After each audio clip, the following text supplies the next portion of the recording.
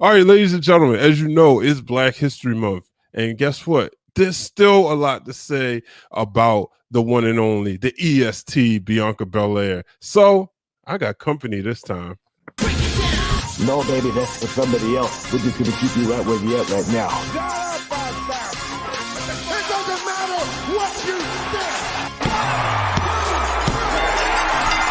think. The Wrestling Realm presents Break It Down with Brian H.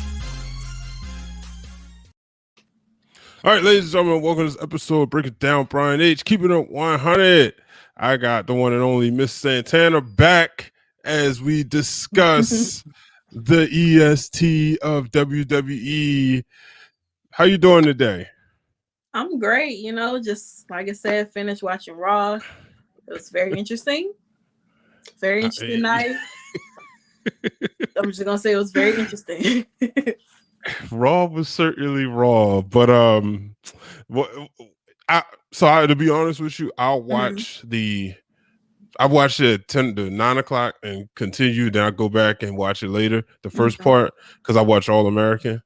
So I like to watch that live. But you recently wrote an article the day after history was made, the Royal Rumble, and that was on Bianca Belair and what she means. Before we talk about the day of and the special on the WWE Network and what we learned, what was, how do you feel? Like, now that this is kind of like soaked in, what was your feelings when it happened, and what's your feelings now about her being the number one contender for the SmackDown or Raw or NXT Women's Champion? It's SmackDown all the way. Like it has to happen. But before I'm not going to get into that. But honestly, when I was sitting there watching it, I guess it didn't seem real to me. It was just like, okay, you got Rhea Ripley, you got Bianca Belair. They're both two powerhouses together, and watching the end and seeing it happen, it was just like, wow, did this just happen? Like, this is really happening. Like, we have a Black woman, the first Black woman to win the Royal Rumble, the second Black person to win the Royal Rumble. That is history. Out of all the Royal Rumbles, after The Rock, there has not been another Black person to win the Royal Rumble. That's insane. And to have her win it, like, on the night before Black History Month, February 1st, it was like, okay, I gotta go home and I gotta write something, because just seeing that, it brought so much inspiration behind my article that I wrote. Bianca Belair has changed the game for Black wrestlers. It was just like, the title came to me, writing the article, it flowed so well. It was just like, I was just typing away, like 2 or 3 o'clock in the morning, just really, really typing it and reading over it to make sure that this sounds so good that when I share it with everyone else, they will understand exactly how inspirational this was for Black women, Black people in general. Like, I am so happy for her. So happy for her. And even the day afterwards, like, when it really hit and really seeing her, so emotional, it made me emotional. I thought I was watching my sister up there winning something that she has dreamed of, or probably never thought it was going to happen so quickly. 2020, Royal Rumble, she was the star, MVP of that Royal Rumble, and to see her win in 2021, that's major. I'm so happy for her. I wish I could put my little ponytail in, but I knew it was gonna take a lot. So I was like, maybe next time. I was thinking back to WrestleMania 34 in New Orleans, when she came out there with the other ladies from NXT, and she was in that Battle Royal that was renamed, if you remember, at the last minute because of revelations that came out about Moolah, the Fabulous Moolah. So when she was in there, you saw, for those who didn't watch NXT, they got their first introduction to her. And here's this lady who's a legitimate power lifter coming out there, legitimate athlete. Then you see last year, like you said, the MVP. I gotta ask you this question. Because I'm sitting here watching this with my wife, and we're sitting there, you know, she doesn't watch wrestling all the time, but obviously Bianca and Naomi, she rooting for them, right? And then, you know, this was on my daughter's birthday. So I was like, man, this is awesome. But going into that Royal Rumble, were you nervous? Because it seemed like everybody was picking her to win. If you remember, last year, Shayna Baszler was in that situation. Yeah. Only for the swerve to go to Charlotte, where rumor and innuendo says that Charlotte was feeling misused, so she politicked her way. But it seemed as if it was going to be Shayna last year. Were you nervous that maybe because everybody was picking Bianca that we wasn't going to get her? No, I was not okay. nervous.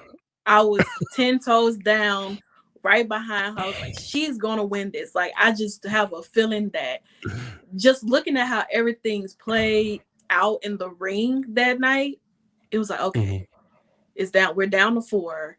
All right. You know, last year she was eliminated by Charlotte Flair. This year she eliminated Charlotte Flair along with, you know, Rhea Ripley as well. So it's like, okay, just like I said, when it got down to the top 4 and then 3 and then 2, I was just like, okay, oh, please do not disappoint me. Please do not disappoint us. You know, don't get me wrong, I love Rhea Ripley. I would have not, either one of them could have won and I would have been happy. But just seeing Bianca just win this, it was everything. It was literally everything. Like, it was just everything. It made you speechless. It made you want to hug her. It made you want to cry with her. It made you feel like you're watching a family member, like I said, sister, aunt, best friend out there accomplishing their dreams and wishing that you could be a part of it. I was just like her dad, want to fall off the couch, chair, whatever he fell off of, not literally, but mentally in my head. I feel like I was her dad. That was amazing, by the way. It was. And when I watched the day of, you know, seeing backstage how she embraced Montez, and even when he's sitting there watching it on the screen and seeing her, you know, thank him and her family and everybody, he looked like he wanted to cry. That made me want to cry. So it was like seeing that, and then her going backstage to embrace him and everybody congratulating her, and Triple H being so supportive of her since day one. It's like, yeah. She is the one. You know, what I think people can learn is there are real moments in wrestling. Like you just brought up, she going backstage, going right to her husband, him praying. She talked about that, like they prayed before and then praying right there. One of the moments that stuck out to me was Ric Flair. Yeah. Because Ric Flair won the first Royal Rumble that meant something. You go back and you look at the older Royal Rumbles, they were cool. They were just, you know, like royalty events. He won the one that was for the WWE Championship that we knew the next year Yokozuna will win, and that would be the first one for the #1 contendership. And ever since then, it's been one of those pay-per-views. That event has been very important. But with Ric Flair being the person who won the first one that mattered, that was like, you just can't make that up. And he kept telling her, no, this is real. This is real. Seeing Triple H saying you're just getting started, how confident are you in Bianca Belair's future in the WWE? Because, you know, we as fans, you know, we've obviously been watching this for a long time, and we've seen people get hot and then we've seen people get cooled off. But there's, you know, there's some people that you just know, like, nah, they solidified. How comfortable are you watching Bianca for the next however long she decides to wrestle? Ooh. You know, we can always have like the we can always be so confident behind our faves, you know, and we want the best for them because we are fans, you know, and seeing how, you know, the business is run. Sometimes, like you said, they can be hot. She can win a championship. Then she can be just like in Oscar situation. Who are you gonna have her go against? Who is gonna be her competition? You know, I want to say that I will be comfortable with Bianca just seeing her flourish. You know, she's literally like that. Like I said, she's like that girl. You know, you don't have too many of those in WWE right now. She's athletic, extremely athletic. She's a powerhouse. She has that look to her. She can talk on the mic. She has literally everything that will solidify her as being that champion for a while and having a flourishing career as well. It's just really just how they book her. Right. That's really all it is. We can have the confidence in the world, but it's all about how they book her and if they do it right. And they don't do our black wrestlers well. They don't. They give them a little bit of shine, and then the next minute it's gone. It's like they don't give them enough time to shine before they throw shade on. And it's like we don't see it no more. And then it's like they got to start all over again. Yeah, that's true. Speaking of our black wrestlers, one of the things on Talking Smack that stuck out to me was the fact that they went there. Kayla Braxton, an African-American woman, said that this could be the first time you have an two African-American superstars vying in a main event slot at WrestleMania. How were you surprised that they went there? A little bit, because has it ever happened though? It hasn't. But you know, even when Naomi became the first African American superstar, period, to win a championship at WrestleMania, they didn't go there. The blogs, the internet went there, but WWE didn't make a deal out of it. And then, you know, the next year, Cedric would become the first male to win the cruiserweight, win the championship at WrestleMania. So do you think maybe WWE's waking up? Maybe they are waking up. Maybe they're seeing that we're literally trying to push you guys to go into the direction of giving our black wrestlers that opportunity. You know, they can put on a show. Our black wrestlers that we have are so athletic. So athletic. They can do some of the amazing things inside of the ring that you would never expect them to do. So to hear her say that, you know, we could possibly have two black women main eventing WrestleMania, maybe part 1, maybe part 2, who really knows? I would be here for it. Yeah. I feel like it should happen. When I seen Tasha and Bianca in the ring on Friday, how they have a little chemistry as tag team, but I don't want them to. I don't want them to go the tag team route. I don't want them to. What I want for them, if Bianca chooses to go against Sasha, what I would want is a feud. I want Sasha to go full on heel and Bianca to go full on babyface. I need that original feud that they used to do when it came to the championships. We need that. We don't need no outside people like Nia Jax and Shayna Baszler trying to come in and think somebody want their tag team titles. No, we specifically need to focus on the challenger and the title. Now, that's what we need to focus on. That's what I want. I want to see them go back and forth on the mic. I want to see them brawl it out in the middle of the ring, backstage or something. That's what we need. We never seen Bianca something like that if it's not going to be entertaining. Yeah, we never seen Bianca be a heel. Could you see it flipped? No. Well, I did. When back in like NXT, she was a heel. You know what? You're right. I'm sorry. I think back because I was such a fan from day one, I was like, I don't care what y'all think. I'm rooting for her regardless. She was a heel back in, the Mae Young classes. Like, she was a heel, whipping people with braids. I want her to bring that back like she did Reginald. I want her to bring back whipping people with the braid. I love that.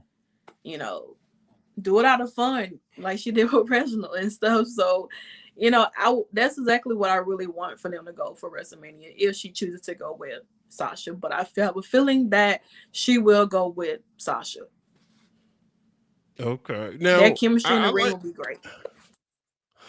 Can both of them be baby faces that don't get along? You already made it clear you don't want to see tag team titles. Personally, I don't think it would be such a bad idea, considering, and the reason why I say this, considering how long the road to WrestleMania is. It's actually the longest it's ever been before, because we're talking April 18th and 19th, right? So we're still 2 months away, and we got WWE TV every week. So to me, like, there's enough room to get a championship reign in there and get away, but and still go into what you want to see, that feud, But if we don't, could this work as a babyface versus babyface match where it was kind of Cena, Shawn Michaels as like, look, we both baby faces, but it don't mean I'm gonna be buddy with you.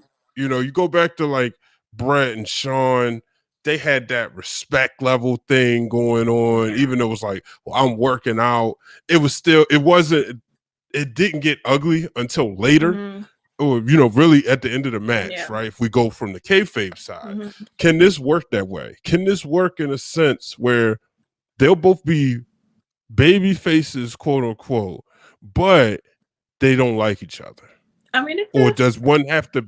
It could happen. Because I mean, both of them are great on the mic. Putting them together, like I said, seeing how the chemistry that they had on Friday, with the whole Nia Jax situation. We're not going to discuss her and her problems, but I could see it. I could, but I just really want that babyface versus heel thing. I really do.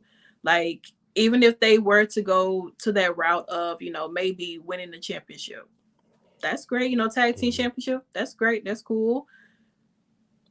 Who's going to turn on who? Or are they going to have that mutual respect to say, like you said, look, we're both baby faces. I don't like you. You don't like me. I don't have to like you. You don't have to like me, but I'm coming for that championship. Point blank, period. In your face, Bianca clap hands reaction. It could be like Hogan Warrior too. Yeah. You got that one star, but then you got this other one that's so dynamic, and it's not like it's a I'm trying to climb over you. It's like you're equal. But when you really, you equal, So, man, it's gonna be great. I think it's so much fun. This anticipation, right? I just want them to make the match official. Yes. At this point, we it's like I can see with Edge you playing around, because as much as Roman and Edge makes sense, we don't know if that's going to be the case, because all of them can make sense, right? I think we can rule out NXT considering what happened, but I think with Bianca and Sasha, it's no other way that just makes sense at all. It has to be this match. Now, let me ask you this last question before we get out of here. Does Bianca have to win? And the reason why I asked that, because we're booking her with Sasha. Sasha hasn't had a WrestleMania moment, right? And we feel a certain type of way about that. Now, I can play devil's advocate and almost like, okay, well, it kind of makes sense why she hasn't, right? You go back to, if it was anything I would have done differently, her and Bayley would have retained the tag titles. But then again, I don't think, and I'm obviously not speaking for her, I may be speaking out of turn when I say this, but I think she needed a break. So it made sense to take the titles off of her, because I think she may have needed that break. Last year, okay, Bayley was on the run. It was leading to something, what we got. The triple threat match, the 4-way match with her, Bayley, Charlotte, and Nia Jax at WrestleMania 28. Not gonna lie, that one threw me. I was surprised that Bayley retained. Yeah. And then obviously the first one with Bayley and with Sasha, Becky, and Charlotte. She could have won that one. Yeah. But considering she hasn't had a main event, I mean, a big WrestleMania moment, a WrestleMania win, does Bianca get hurt at the sacrifice of getting Sasha that first win, or could Sasha go another year without one? Well, I mean, I guess you would kind of have to see how it plays out. Like, I know a lot of fans, like, we would want to see Sasha get that WrestleMania moment because there have been so many matches that she has been in that she deserves it. You know, this is the longest we've got her to, you know, being able to have her title run. Yes, Twitter, let's continue to do something about that. And now, you know, giving her that WrestleMania moment, I would love to see it. I really would, but I don't think it would hurt Bianca. Okay. I don't think it would, because this could motivate her to continue to go after that title and maybe take it off her at a different pay-per-view. Yeah. Or maybe the night, you know, the week after. Who really knows exactly how it would play out? Yeah. But if she wins, you know, that'll be great. You know, it'll be Bianca getting that WrestleMania moment. However, we would still feel some kind of way about, well, when is Sasha going to get hers? You know, she's never had that. So it's like, are you pushing Sasha to the side to, you know, open up that path for Bianca? Right. And, you know, you look at it, the women are 2-1 as Royal Rumble winners going into WrestleMania. I think last year I was almost certain Charlotte was going to lose until, you know, even, and then when I found out, I believe it was a visa situation. So hence the reason why she won. But I just knew, I was like, man, Charlotte, it's no way she's going to go out there and put Rhea Ripley over. But I could see Sasha even wanting to do the job.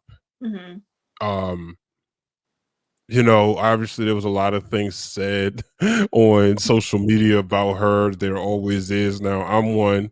I don't think, I think when you show up to airports, you get what you get.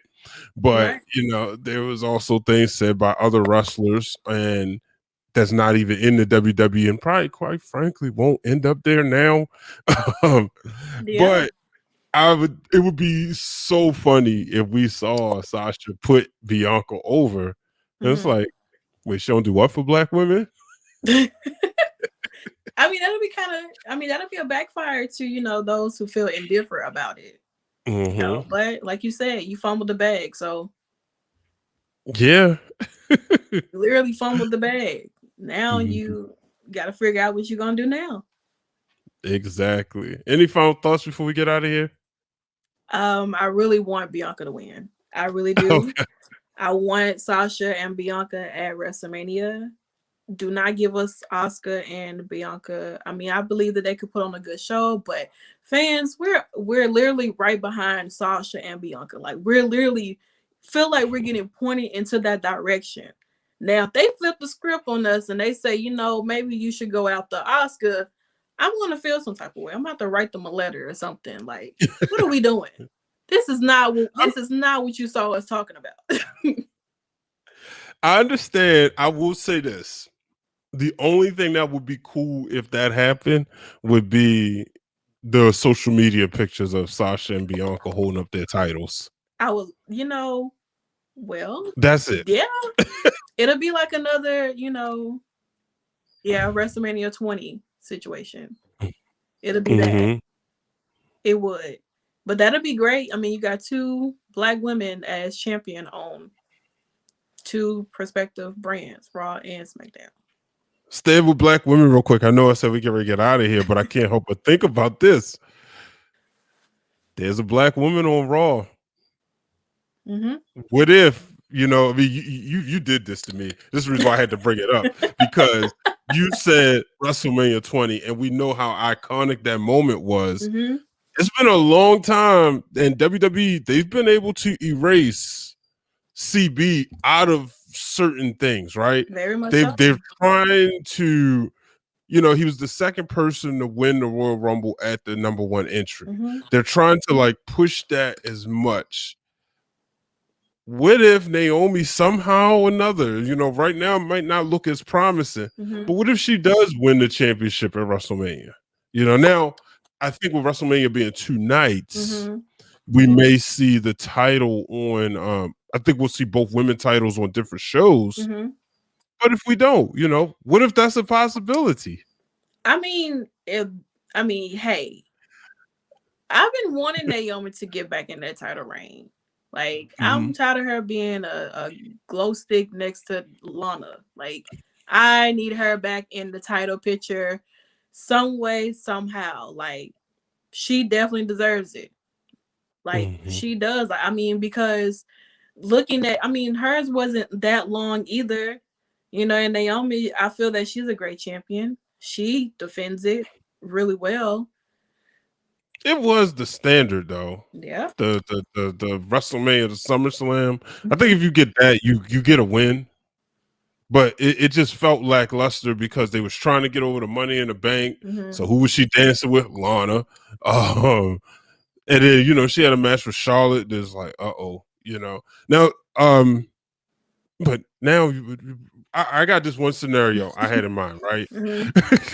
See, this is what happens when you talk wrestling with your friends. I got this one scenario, and we want to know what you think about it. Okay. Naomi and Lana challenge for the tag titles at WrestleMania. And just when they about to win, Naomi turns on Lana and joins the Hurt Business. You buying or I'll be here something? for it. Listen, hey, we already had this discussion like a while ago when I got a text when I said that I would want Naomi to go heel. If she does and joins the Hurt Business, that will be great. WrestleMania is always known for the double turns. You never know what can happen. MVP, he did kind of, give us a little hint that who knows who exactly knows how this could go. However, I would be here for heel Naomi. All They'll right. attack me again.